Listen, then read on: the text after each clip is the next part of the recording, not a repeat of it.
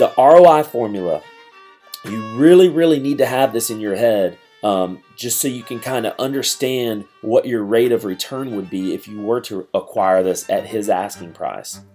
And so what I'm going to do is I'm going to take the rent. The rent's $480. I'm going to multiply that rent by 12, which gives me the gross rent. For the rent times 12 months gives you the gross rent for the whole entire year. That's $57.60 if you're following along. And then I take that number, I multiply that by 0.6. What that does, it takes 60% of the gross and it gives me the net. So it's taking out 40% and leaving me with 60%. And so what that does, and this is typical, it's not in stone, it's not precise, it's just a quick formula.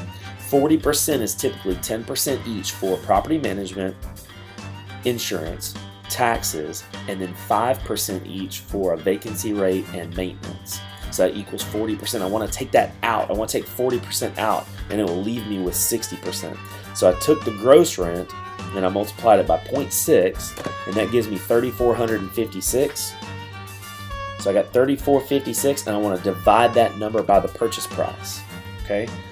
If I'm selling it to my buyer for 10, that's going to give him a 35% return on his investment.